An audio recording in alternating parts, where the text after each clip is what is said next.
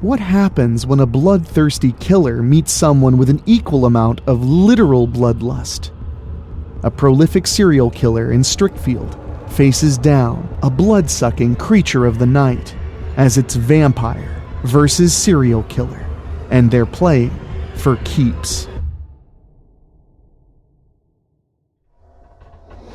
What's that?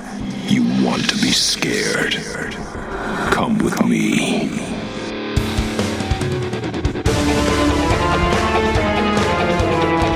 You will experience tales of horror, ghosts, and death. It is not recommended for the weak at heart.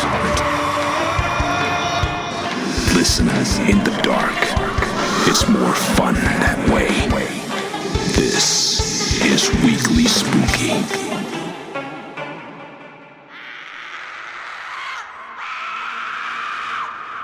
Hello, my friends. It's Wednesday, and you know what that means. It's time for a little spooky in your weekly.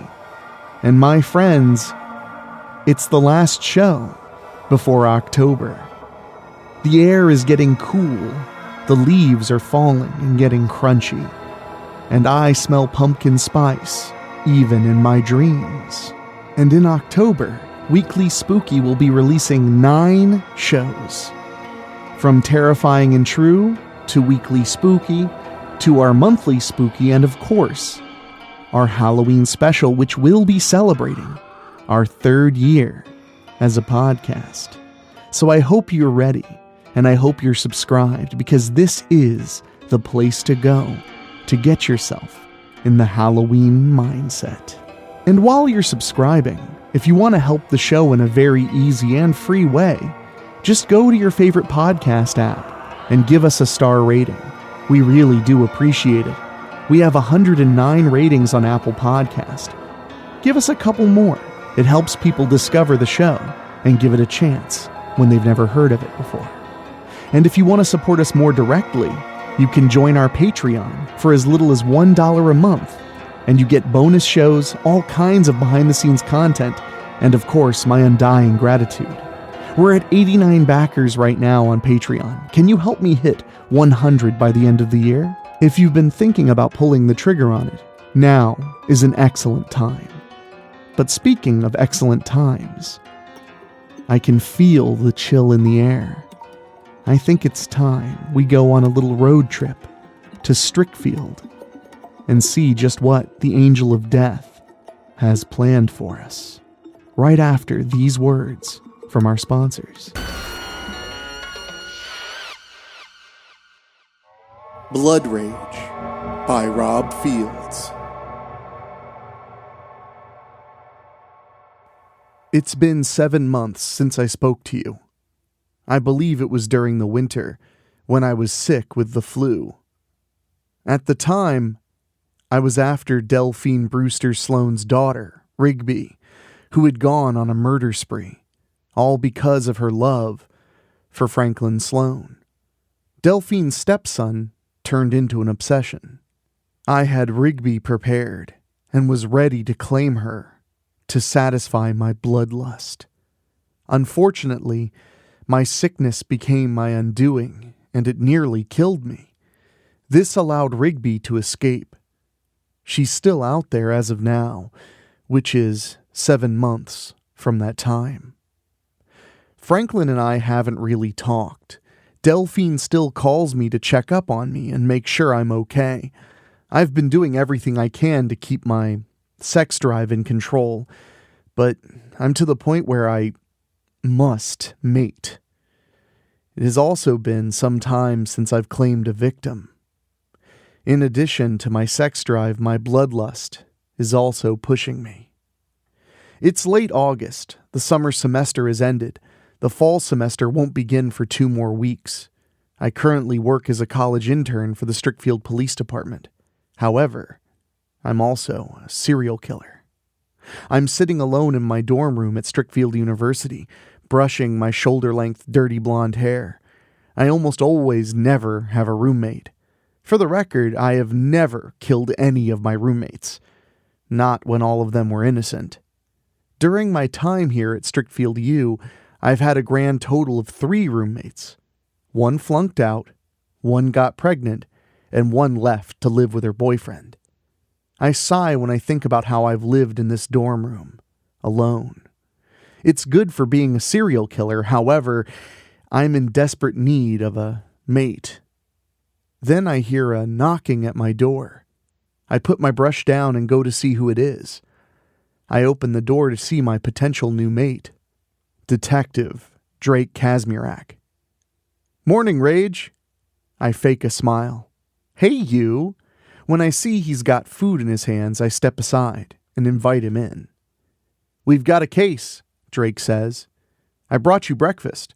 Then he hands me the coffee he's picked up from our campus coffee house, The Bitter End, and breakfast from Denoyer's Grill. I remember that Drake lives 1 block from my dorm. The smell of dark roast coffee and the pancakes trigger that physical sensation of hunger. I want to sit down, to eat, but Drake is quick to tell me, "We need to go now. You can eat your breakfast on the way." "Let me put my shoes on and we'll leave," I say. After I put my sandals on, Drake and I walk to the other side of the campus, to the fraternity houses. Soon we're at the one we need to go into. I was able to wolf down my breakfast, but I still had my coffee in hand. 2 physical tastes that I really enjoy in life: coffee and pancakes. 2 officers are in the bedroom when we come in. They explain that a fraternity brother came back and found the body. As long as Drake is with me, I'm free to act as if I'm a full-fledged detective. He lets me walk around and look for clues. The first thing I check is the body, which I quickly notice is very pale. And then I see the 2 telltale puncture marks on the left side of his neck. I've seen enough on the body and look around the bedroom. I find nothing else of great importance. "Find anything, Devereaux?" Drake asks me. "No," I say. Drake examines the body himself. Then he looks around the bedroom, but he doesn't find anything. No doubt he'll want to talk to me when we're alone. As soon as Drake tells the officers to go and radio in for the coroner, he does just that. "I know you know something, Rage." I give him a blank look. There's no point in lying to him. He'll stay on me until I give him what he wants. "You're not going to believe me." "Talk to me," he insists. "Did you see the 2 marks on the neck?" I ask. "Yeah, hard to miss. What about him?" I just come right out with it. "It's a vampire." Drake gives me a funny look. "What?" "I told you you wouldn't believe me. I'm dead serious here, Drake. It's a vampire." He gives me another odd look. "I think you're hitting the books way too hard, Rage." "Fine. I'll go look for the vampire myself," I tell him. He quickly takes gentle hold of my forearm. "No, you can't, honey. Remember, you are still my intern until you graduate, which won't be for another year yet. You have to have me with you in order to conduct an investigation on your own." I fake a smirk. "Okay then, detective. Come with me. I'll prove to you that this was indeed a vampire and that vampires are quite real." Our eyes meet. Then Drake leans in and kisses me softly on the lips. I've known for many months that he feels emotions for me. In fact, I knew that from the first day we met, many months ago, when Chief Kazmierak, Drake's uncle, told him that he was to be my mentor from that point on. The chief also told me that we would be full partners once I graduated from the university and come to work for him full time. This isn't the first time that Drake's kissed me like this. I wrap my arms around him and kiss him back. I've read Drake's emotions and know that he's fallen in love with me. Also, I'm not blind to his true purpose for coming to Strickfield. He's looking to find the Angel of Death and put an end to everything. But what he doesn't know is that he's kissing the Angel of Death, the name the media has given me as a serial killer. Regardless, I've decided that this man, who is 17 years older than me, will be my new mate. For the record, I'm 21. We stop kissing. Then I tell him, If we're caught doing this, we could both be in a lot of trouble. We're supposed to be professional in a student-teacher manner. We've been seeing each other for months, Drake whispers to my lips. Are you going to tattle? I'm just saying those 2 officers could come back at any moment, I whisper back. Drake can't resist me and kisses me again. I kiss him back. I need him so badly that I almost lose control, but I stay focused on just kissing him. When we stop kissing, I take his hand. Let me show you that I'm not making this up. It is a vampire. How do you know, though, Rage? Drake demands. Because I've killed 3 of them before, I admit, without hesitation. Yes, I'm taking a big risk in telling him this, but he needs to know and understand. It's also part of my plan, which you'll find out about later. I raise my hand and show him a book of matches. I did find another clue on the body. Drake looks at it. Shakers. You weren't going to tell me, were you? No, but now that you know, you have to come with me. He's still holding me to him. Damn right I'm coming with you. Come on, we'll go investigate Shakers together. We'll have to wait until they open at 4. They're closed now. Fine. I'll come by and pick you up at 3:30. We share one more passionate kiss before he walks me back to my dorm. Drake and I walk into Shakers, a bar on the outskirts of the village that Strickfield University students tend to frequent. One of the workers is there when we walk in.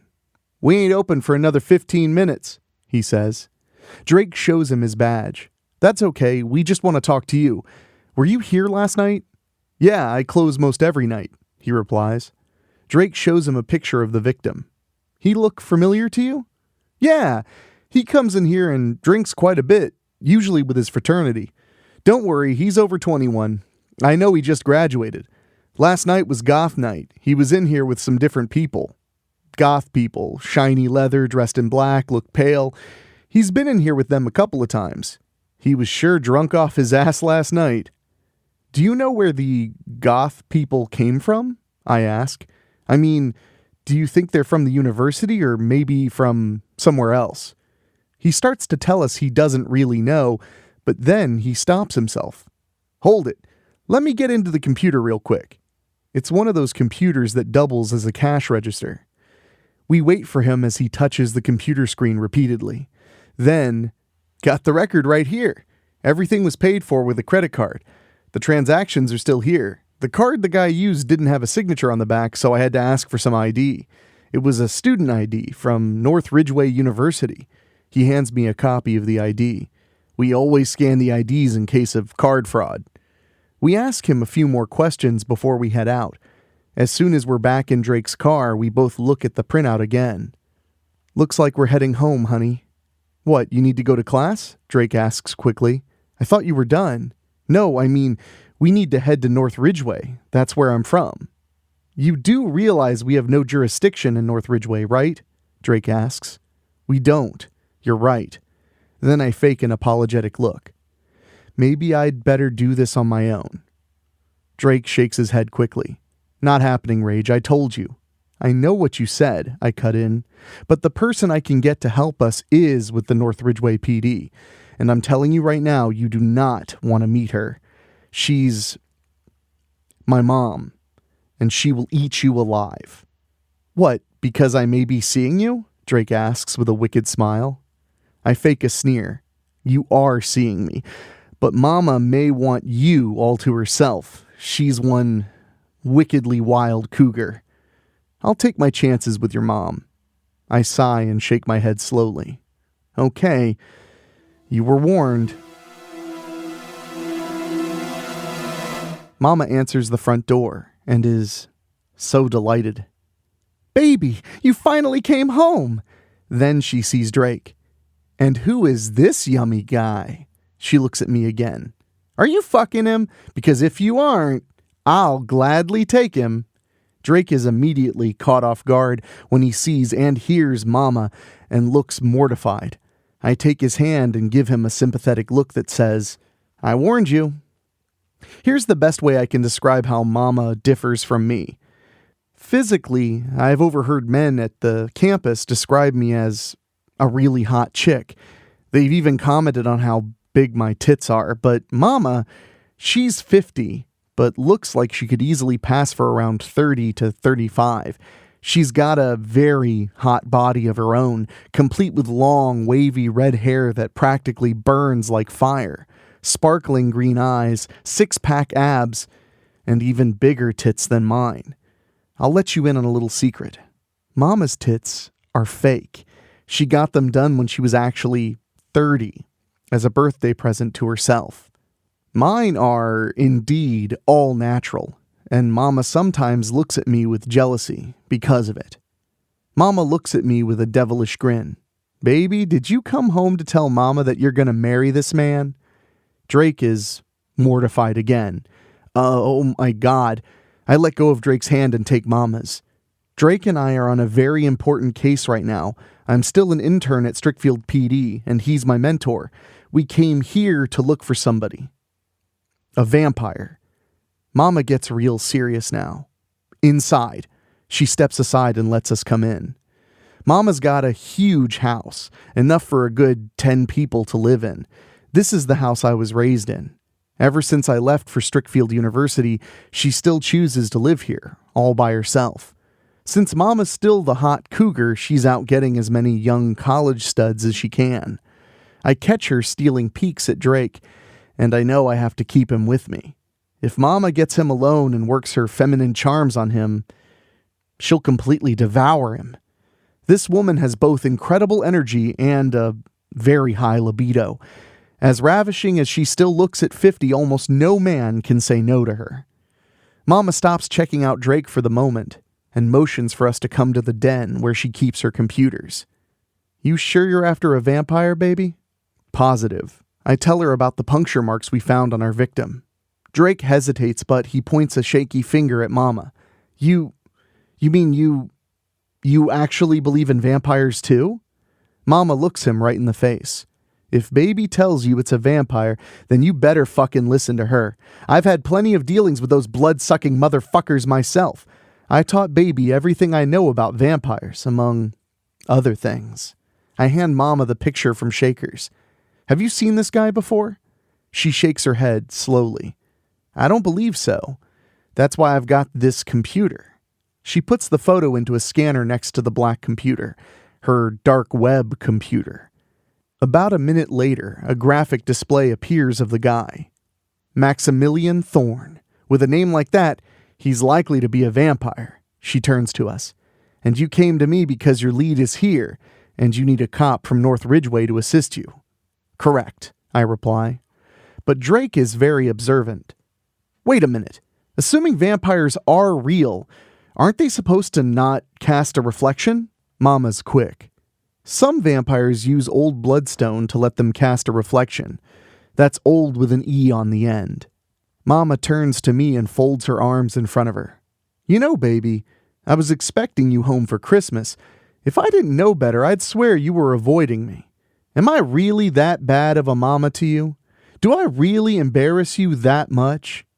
I tell Mama that I stayed in Strickfield to help work cases with the police, which is true. Also, I've had to claim victims from a few of those same cases. In other words, Mama does not know that baby is a serial killer. Mama sighs. Unfortunately, that's one of the many sacrifices that comes with the badge. This is what you get for wanting to follow in my footsteps, baby. Drake brightens up. You're a detective too? Mama shows him her badge.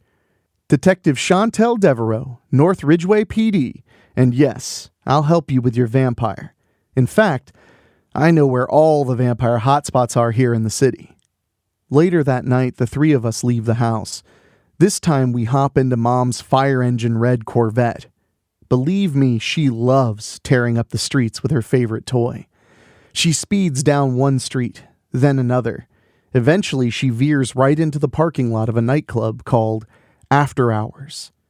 After going inside and looking around, we don't find anyone matching the description of the photo.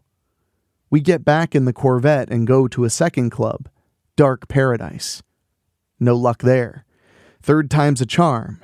Third time's a charm when we arrive at Noir. As soon as we show the photograph to a bartender, she points Maximilian Thorne out. We approach him to talk. As soon as Mama flashes her badge, he throws his drink in her face and turns to run. Drake is very surprised at my agility when I put my hands on the table and leap right up on top of it. Then I launch myself and tackle Maximilian to the floor. He snatches me up and shows me his fangs before he shoves me away so hard that I fall and slide almost all the way to the jukebox. Looks like Maximilian Thorne is our vampire. Drake comes and helps me up. Your mom's already after him, come on! Drake and I catch up with Mama as she finally tackles the vampire. He's about to turn and face Mama when I come to her side. I remove my necklace, a crucifix, and hold it out to the vampire.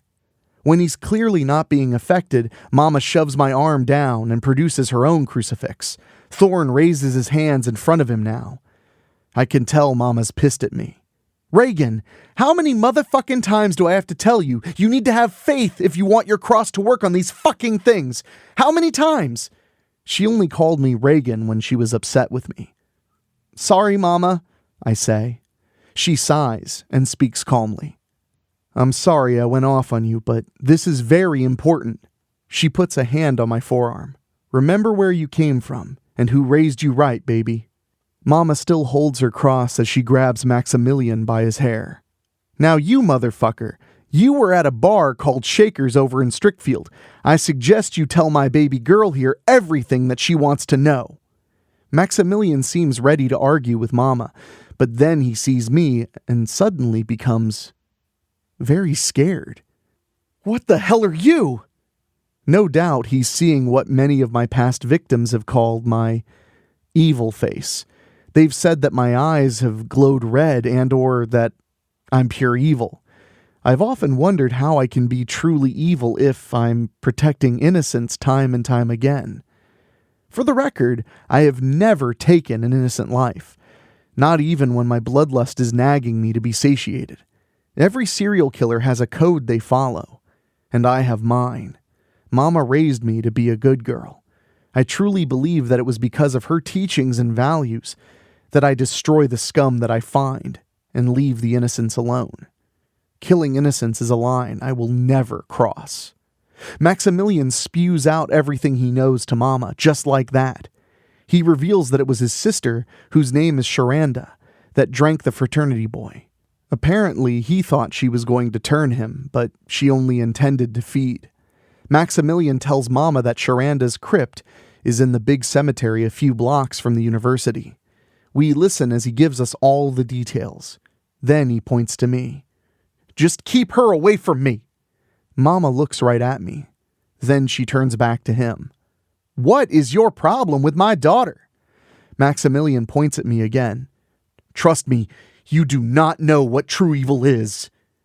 And he just pissed Mama off. She produces a stake and jams it right into his heart. He dies after some twitching and shrivels up until he becomes bones.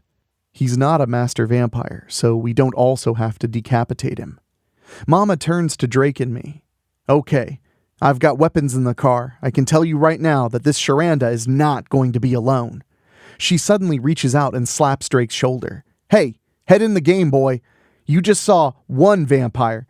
Shit's about to get real from here. Now's not the time to be a fucking pussy, especially when you're fucking my baby girl. But, Drake sputters, again caught off guard by Mama. Let's get going, Mama says. We enter the North Ridgeway Memorial Cemetery. It's still summer, but it happens to be a cool night. Fog is all over the graveyard. I can read Drake's face and know that he's scared. Personally, I can't blame him. He's finally learning that vampires are real. We follow Maximilian's directions until we come to the crypt he told us about. We have to whisper to talk to each other for the moment. There's a vamp outside, Mama, I tell her. How do you know he's a vampire? Drake asks. Use your mirror. There's enough light by the crypt. Turn the mirror around and look. Drake gasps and nearly drops his mirror. I catch it and give it back. Careful and be quiet. Vampires have very, very good hearing. No telling how many of those fucking bloodsuckers are inside, Mama tells us. We're just going to have to launch an all-out assault. She glances at Drake as he's holding a weapon Mama gave him. Remember, aim for the heart. Mama holds up her hand and counts her fingers down from 5 to 0. Now we move. Mama takes down the vampire outside by firing a stake into his heart. He doesn't even scream as he falls over and dies. We enter the crypt and find 4 more vampires, including a girl. She must be Sharanda. The vampires see the 3 of us and stand up. They show us their fangs and produce their claws. Drake and I don't give them time to think. We both fire our weapons and catch 2 of them in the heart with stakes.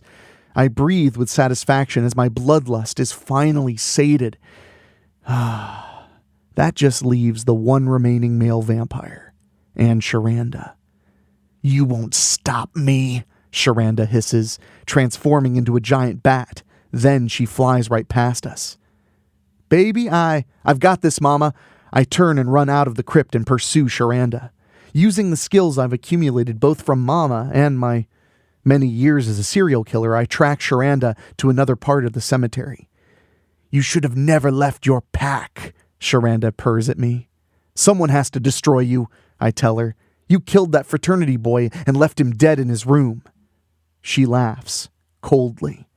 He thought he was so special because he was in our company. He wanted to become one of us.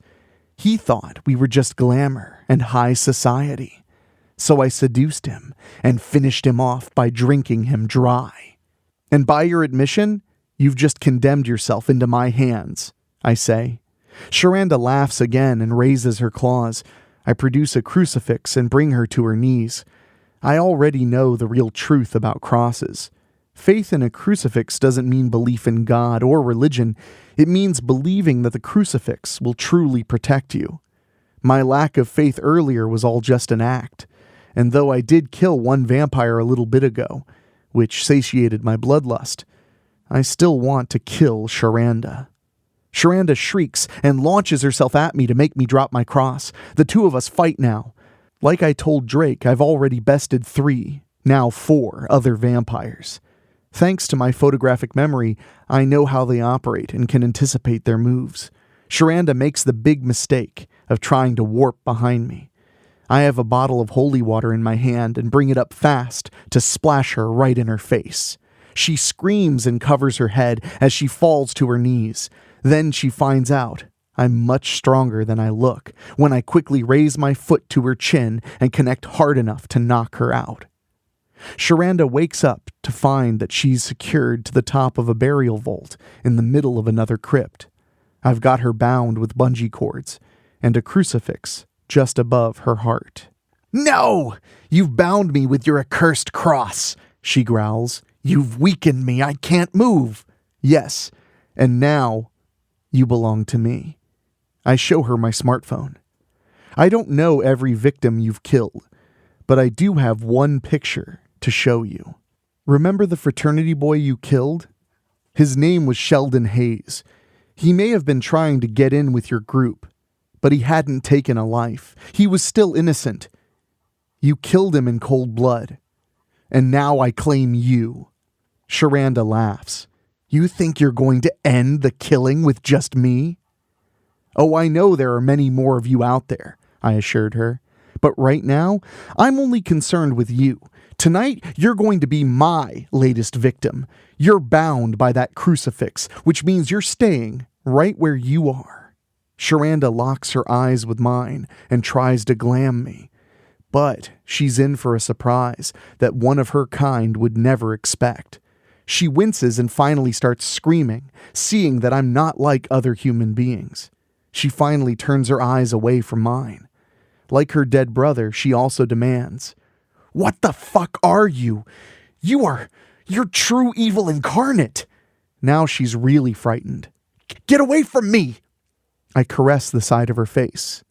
Tonight, your time as a vampire will end. I produce a stake and raise it.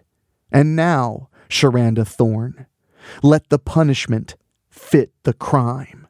Sharanda screams as I bring the stake down with both hands and drive it right through her heart. I moan in great satisfaction as I feel my bloodlust being satiated for the second time tonight. Yes, vampires are undead creatures, but my bloodlust doesn't care about that. It's still a kill, and now she joins my hundreds upon hundreds of kills that are neatly logged in my photographic memory. I watch Sharanda shrivel up until she's nothing more than bones. Not a master vampire. Rage! I turn around to see Drake standing there. What did you see? I ask him. He raises his hands. Okay, I'm a believer now, and I know I definitely don't want to make you mad. If I could feel humor, I'd probably find this statement funny. Perhaps one day I'll finally come to know emotions and feel humor. Drake had seen everything. This is the first time that anyone has seen me perform a kill. In this case, that works in my favor, and was all part of my plan. If Drake ever suspected me of being the angel of death, this should throw him off my trail. Mama finds me and congratulates me on my kill. The three of us talk about how we're going to close the case of Sheldon Hayes. Since we destroyed all the vampires responsible for his murder, Mama suggests just letting the case be cold. Drake is quick to agree with her. We head back to Mama's house so that Drake and I can get in his car and head back to Strickfield. Of course, Mama tells me not to be a stranger and to come home more often. She also tells Drake that if he hurts me in any way, then he's going to answer to her. If you only knew, Mama. If you only knew. When we return to Strickfield University, I let Drake walk me back to my dorm. He tells me to let him do all the talking to his uncle about our case. He assures me everything will be all right. When we reach my dorm, I unlock and open my door. Well, I guess I'll see you at the station tomorrow, Drake says. I sense he really doesn't want to leave me, and I know I can't let him go. I take his hand. Stay here with me. It's just me here, I don't have any roommates. Drake seems uncertain. Should we be doing this? Like you said earlier, I'm your mentor and you're my intern. Our eyes meet. We've kept our dating a secret all this time, I remind him. Drake and I quickly move into the dorm. He kicks the door shut as we share a deep, passionate kiss. When we come apart, I take his hand again and lead him to my bed. My sex drive is literally screaming at me as we undress each other. I finally have a mate again. The next morning, Drake and I enter the Strickfield PD with bags of Denoyer's Grill in our hands. We exchange morning pleasantries with Drake's uncle before we head to the break room. Since we're alone, we put our food down so Drake can pull me to him and kiss me. You think your uncle knows? I ask. I really don't care if Uncle Jeffrey knows, Drake replies. I'm not going to kick you to the curb if he does. You do, and Mama will be after you. Literally, I remind him. I can tell Drake's still intimidated by Mama. I put his mind at ease when I kiss him. Then he looks into my eyes. I love you, he says. I just return his look and caress the side of his face.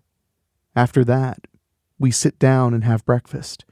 He tells me he's frustrated that he hasn't been able to catch the angel of death yet. I know I'm in a very dangerous situation now and must always stay many steps ahead of him. Oh yes, Drake, you truly have captured the angel of death. More than you realize, my mate. Well, the angel of death has certainly left an impression on our hometown of North Ridgeway as well as our beloved Strickfield. I hope you enjoyed that story. It's another piece of the puzzle in Rob Field's universe of Strickfield, Ohio. And I always enjoy going back to Strickfield. It's like my home away from home. And speaking of homes away from home, I hope you're feeling very at home right here, getting ready for your spooky season. Because I know I am. I can't wait. I can't wait for Halloween. I'm actually going to be at Cinema Wasteland, a horror movie convention in Cleveland, Ohio this weekend, September 30th through October 2nd. If you want to swing by and say hello, just check out cinemawasteland.com. And the following week, I'll be at Freddy Fest at the Mahoning Drive-In in Lehighton, Pennsylvania, just hanging out with my dog and watching Freddy Krueger movies. So, if you happen to be out that way, you just might spot me loose in public. And I want to say a huge thank you to the people who have been joining our Patreon. We're at 89 backers, which is the most backers we've ever had on Patreon. I really deeply do appreciate it. And speaking of Patreon and appreciating, I want to say a big thank you to our Patreon podcast boosters, folks who pay just a little bit more to hear their name at the end of every episode. And they are Christopher Sullivan, Brent McCullough, Gino Lyons, Steve King, Karen Weemet, Jack Kerr, Jeff and George Hilton, Craig Cohen, and Kevin Fry. Thank you all from the bottom of my heart. And if you want to get involved directly in helping us keep the spooky coming every week and beyond, just go to WeeklySpooky.com, click on Patreon, and as little as $1 a month gets you all kinds of fun bonuses and lets you know you're directly making the show successful. But if you want to show us a little bit of love in another way, tell a friend, share it with a buddy. I sure do appreciate it. But for now, it's time for me to take off. For my executive producer, Rob Fields, my producer, Dan Wilder, and my composer, Ray Mattis, I will talk at you, Spookies, next week. Thank you for listening. Make sure to find your way back next week. But for now, you are safe. Trust me.